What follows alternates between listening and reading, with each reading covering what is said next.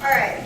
It's my great honor to welcome Mr. Ken Howell, who has been representing the district governor spot since July 2015. He knows the roles of Rotarian since 2003. Fun fact, the first shirt is awesome. Please welcome Mr. Ken Howell.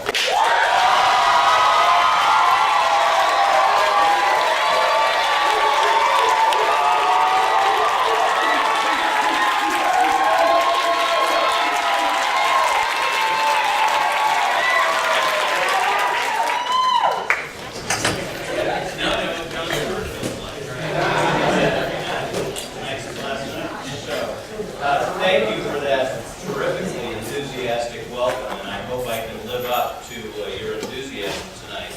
It really is an honor to come down and speak to you as Rylarians. And my message for you tonight is, I think, going to be pretty simple. And I've been thinking about what I wanted to say to you, and I gave it a lot of thought, especially on the drive down from Boise tonight. So there's a whole bunch of stuff that runs through a district governor's mind when he's asked to come down and speak to a group of pretty young people. And Rotarians as a whole tend to be a little older, and so I'm hoping that as you look around to the Rotarians that are in the room and the Rotarians you're going to interact with, that you don't think we are all completely crusty old people, even though some of us are a little crusty old people. Thank you. Forever young. You know, most of us, all of us, I hope, remember what it was like to be in high school, to be at the age you are now, and to know what a difficult time it is often in people's lives. It's not easy, and there's a lot of things going on in your life. There's a lot of uncertainty. You're looking forward to a lot of change, and oftentimes it's a time of great angst. And people are worried about what their life's going to be like. What we want to do at RYLA with you is help you in that process, but more importantly, what we want to do is assure that as you go forward in the years and decades to come, that you will become great leaders in your community, in our state, and in our nation. And that's the whole purpose of RYLA. So why would a bunch of old, crusty Rotarians be interested in spending their time and spending their money in sending you all to a RYLA camp like this? And I want to spend a little bit of time talking about that tonight. And I was really trying to figure out how best to frame that for you. And finally, it came to me as I was driving down that really the best way to do that is talk about lawyers. I'm a lawyer. I'm a practicing lawyer. And I don't want to talk to you about what lawyers do or anything like that, but it occurred to me that there are a lot of great lawyer movies. A lot of great lawyer movies. There are some great classics, right? To Kill a Mockingbird, 12 Angry Men, Anatomy of a Murder, you know, all those great old Jimmy Stewart movies. They're great movies that in some way or another are centered around lawyers. And then we get to the modern era, and there's a lot of, I think, really fantastic modern era movies. You know, Body Heat, My Cousin Vinny, which is perhaps, I think, the best movie in the entire world. So that's my plug, My Cousin Vinny. And then some other modern movies that really, I think, have a deeper message.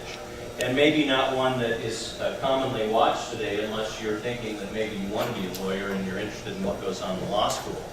And there's a great movie called The Paper Chase. And The Paper Chase is about law school and about the struggles of students not much older than you that are going to law school and trying to learn how to become a lawyer. And this is old school law school. I'm proud to say that things don't really work this way in law school these days. But there's a scene in the movie The Paper Chase where the law students come to their first class. And they're in their first class, and they have their first professor, which is played by John Houseman, a wonderful, very imperialistic actor. And he's up behind the lectern, and he intones out to this group of terrified law students. He says, I want you to look to your left, and I want you to look to your right. And I want you to understand that at the end of this semester, This law school is so difficult that the person next to you will be gone. They will flunk out. And they're all terrified by this. And the movie goes on to do some other kind of cool things. But I wanted to play off of that line for you tonight. I also wanted to give my plug for Mike doesn't fitting, so I thought that was a good way to do it. But I wanted to play off that line for you tonight. And really what I want you to do is I want you to look to your left. And I want you to look to your right. And what I want you to realize is what you see is the future. You are the future. All of us, it's a biological certainty, all of us are going to be gone from the face of this earth. Our time as leaders in our community will come to an end, whether it's in a few years or in a couple of decades, and you will be the people that are taking over as leaders in our communities. You are the future. And that's really what RYLA is designed to do. RYLA is designed to help you become good leaders. And we as Rotarians are very proud of the principles that Rotary has adopted to govern our life and our professions. And we have two real primary things. One of them, I understand, you've already covered the four-way test. You've covered the four-way test, which is a very important principle for Rotarians. The other is the motto that we Rotarians choose to live by, which is service above self. You think, well, yeah, there's a lot of service clubs around. Everybody wants to do service in the community. Only Rotarians say we do service above ourselves. Service when it is not convenient to us. Service when we would rather be doing something else. Service that we would do at the expense, perhaps even, of spending time in our jobs and earning an income, because service is very, very important to what we do. And we want service to be an important component of your life as well. Every year, the Rotary International President selects a theme that governs that Rotary year. And this year, the Rotary International President, Ravi Ravindran, has selected this theme, Be a Gift to the World. And I think that reflects the motto of service above self very nicely. And I'll conclude with that in just a minute. But before I do, I want to leave you with two thoughts about major Rotary projects that we do in the world that we hope, one of which will be gone and you'll never hear of again, but the other, I'm certain, that you as leaders in the world and in your communities will be working on for the rest of your lives. The first is polio. In 1985, Rotarians worldwide adopted the goal that we would work to eliminate that disease from the world. And in 1985, that disease was present in about 180 countries around the world. Today, polio exists in two countries, Pakistan and Afghanistan. Polio has been a huge problem in Africa. For the past 11 months, there's not been a single case of polio on the African continent. For the past 12 months, Nigeria, which just a few years ago was considered one of the hot spots of polio transmission in the world, has had no cases of polio. We say as Rotarians that we are this close to the elimination of polio, and it's our hope and our prayer that if not in the next couple of years, but perhaps even in the next few months, we will have eliminated that disease from the world. Only the second disease in the history of man that has been eliminated from the face of the earth. Hopefully you won't have to deal with that, and polio will be a historical artifact. The second is what I want to end with, and that is the other thing that Rotary does in all of its projects, and that is peace. Peace is very important to Rotarians. Rotarians were instrumental in the formation of the United Nations. Rotary has peace centers around the world where Rotarians pay for students to earn a master's level degree in peace and conflict resolution. But we don't mean peace just in the sense of peace as in no war.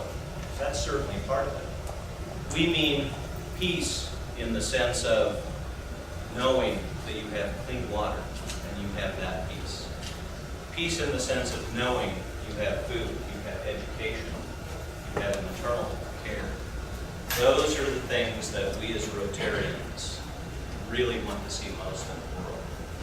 And on today especially, a day that 70 years ago, in a few milliseconds, 70,000 people were turned into ash and vapor. And within another week or a couple of days, another 70,000 people died. And over the course of the next few months, tens of thousands more died in the bombing of Hiroshima and Nagasaki. Today is the 70th anniversary of the bombing of Hiroshima. We should reflect on that. We should reflect on what we as citizens in the world can do for the creation and fostering of peace in this world in all of its forms. And so I leave you with this. Please go forth with the gifts that you learn here today and through the rest of this camp, that you take those, you move on in your lives, you become leaders in your community and in our state and in our nation, and that you do what President Ravi Ravindran asks of us as Rotarians, but certainly we hope is applicable to you. That you be a gift to the world. Thank you.